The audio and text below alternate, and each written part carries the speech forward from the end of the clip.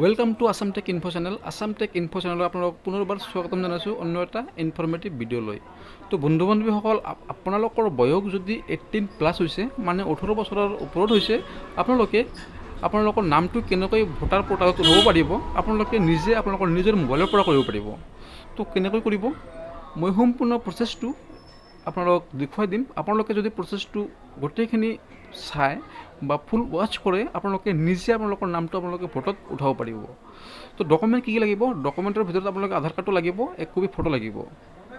তো বন্ধুসকল, আপোনালোকে মোবাইল ক্ৰম ব্ৰাউজাৰ খুলিব, তাতে টাইপ কৰিব Nvsp পৰ্টেল। চাব পাৰিছে মই ইয়াতে টাইপ কৰি দিছোঁ Nvsp পৰ্টেল। এইটো আপোনালোকে টাইপ কৰি আপোনালোকে চাৰ্চ কৰি দিব। চাৰ্চ কৰি দিয়াৰ লগে লগে আপোনালোকৰ সন্মুখত যিটো Nvsp যিটো মেইন ছাইট হয়, সেই ছাইটটো খোল খাব। চাব পাৰিছে মই ইয়াতে চাৰ্চ কৰি দিছোঁ। চাৰ্চ কৰি দিয়াৰ লগে লগে ইয়াৰ যিটো মেইন ছাইট সেইটো খোল খাব। আপোনালোকে চাব পাৰিছে অপশ্যন কেইবাটাও আহি গৈছে। তো আপোনালোকে প্ৰথমতে দেখিবলৈ পাৰিছে ভোটাৰ ছাৰ্ভিচ পৰ্টেল। আপোনালোকে এইটো ক্লিক নকৰিব। এইটো কৰিলে পাব, কিন্তু আপোনাৰ হয়তো অলপ অসুবিধা হ'ব পাৰে। তাৰ বাবে আপোনালোকে অলপ স্ক্ৰল ডাউন আহিব। ইয়াতে চাব পাৰিছে অপশ্যনটো ইয়াত দিয়া আছে ভোটাৰ ছাৰ্ভিচ পৰ্টেল। আপোনালোকে এইটো অপশ্যনত ক্লিক কৰি দিব। এইটো অপশ্যনত ক্লিক কৰি দিলে আপোনালোকৰ যিটো ইয়াৰ মেইন পেজটো হয় সেইটো আহি যাব। ইয়াতে বন্ধুসকল আপোনালোকে একো নকৰিব, যিটো হোম অপশ্যন দিয়া আছে সেই হোম অপশ্যনত আপোনালোকে ক্লিক কৰি দিব। বন্ধুসকল, আমি এটা কথা ক'ব বিচাৰোঁ, আপোনালোকে যদি মোৰ চেনেলটোত ফাৰ্ষ্ট টাইম আহিছে, প্লিজ ছাবস্ক্ৰাইব কৰি দিব। তো চাওক, ইয়াতে লগ ইন আৰু চাইন আপ অপশ্যন দিয়া আছে। আমি যিহেতু অলৰেডি আগতে চাইন আপ হৈ লৈছোঁ, তো আমি লগ ইন হ'ম। আপোনালোকে যদি চাইন আপ হোৱা নাই, আপোনালোকে চাইন আপ হৈ ল'ব। চাইন আপ হ'বলৈ গ'লে আপোনালোকৰ মোবাইল নাম্বাৰ আৰু আপোনালোকৰ এটা কেপচা ক্ৰিয়েট কৰিব লাগিব। পাছৱৰ্ড এটা ক্ৰিয়েট কৰিব লাগিব। তো চাওক, আমি যিটো আমাৰ পাছৱৰ্ড হয় সেইটো বহাই লগতে কেপচা থাকিব।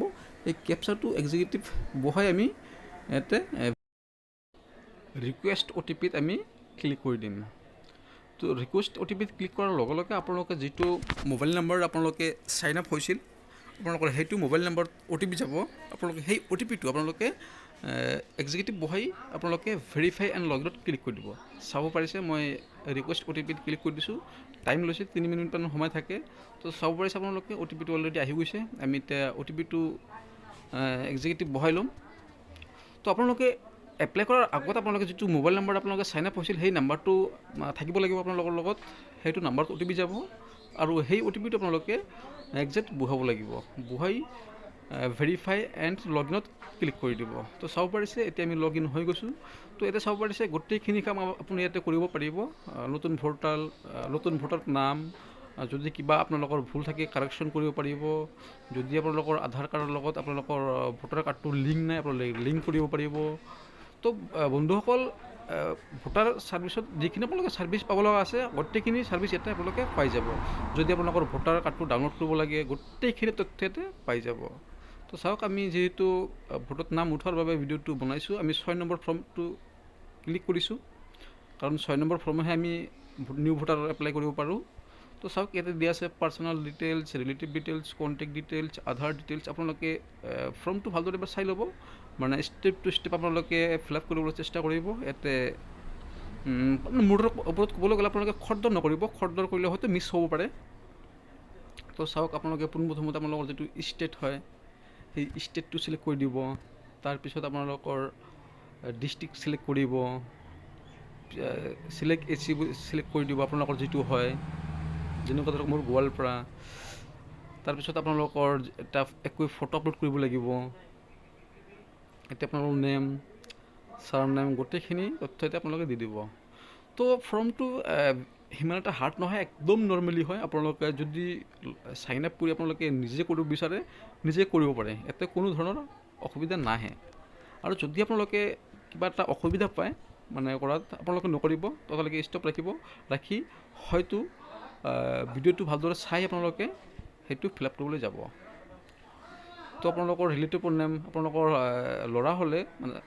ল'ৰা হ'লে ফাদাৰ নাম দিব লাগিব। আৰু যদি ছোৱালী হয়, সেইটো আপোনালোকে যদি বিবাহৰ আগত হয় তেনেহ'লে আপোনালোকৰ দেউতাকৰ নাম দিব লাগিব। আৰু যদি ছোৱালীবোৰে বিবাহৰ পিছত কৰে তেনেহ'লে হাজবেণ্ডৰ নাম দিব লাগিব। লগতে তেওঁৰ যিটো ইপিক নাম্বাৰ আছে সেই ইপিক নাম্বাৰটো দিব লাগিব। আৰু ইয়াতে আপোনালোকৰ সেই মোবাইল নাম্বাৰটো দিব য'ত আপোনালোকৰ নাম্বাৰটো এক্টিভ থাকিব। এতিয়া আপোনালোকে আধাৰ কাৰ্ডটো দি দিব বহাই। তো বন্ধুসকল, ইয়াতে আপোনালোকৰ জেণ্ডাৰটো চিলেক্ট কৰি দিব, মেল ফিমেল আপোনালোক যিটো হয়। ইয়াৰ পিছত আপোনালোকৰ ডেট অফ বাৰ্থটো বহুৱাই দিব।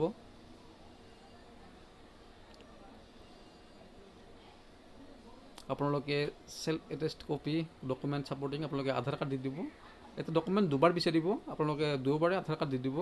আপোনালোকৰ পাৰ্চনেল ডিটেইলছখিনি দি দিব, ঘৰ number, house number, village, post office, pincode.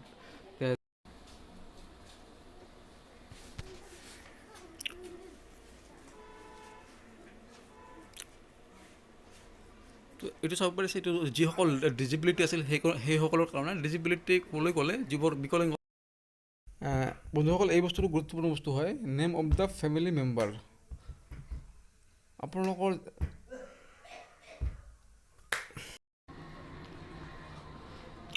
Village টাউনটোত বহাই দিব। আপোনালোকে ষ্টেটটো এগেইন চিলেক্ট কৰিব, ডিষ্ট্ৰিক্টটো এগেইন চিলেক্ট কৰিব। ইয়াতে আপোনালোকৰ যিটো তাৰিখত আপোনালোকে ক্লিক ডেট হয় সেইটো ক্লিক কৰিব, তেতিয়া প্লেচটো বহাই দিব।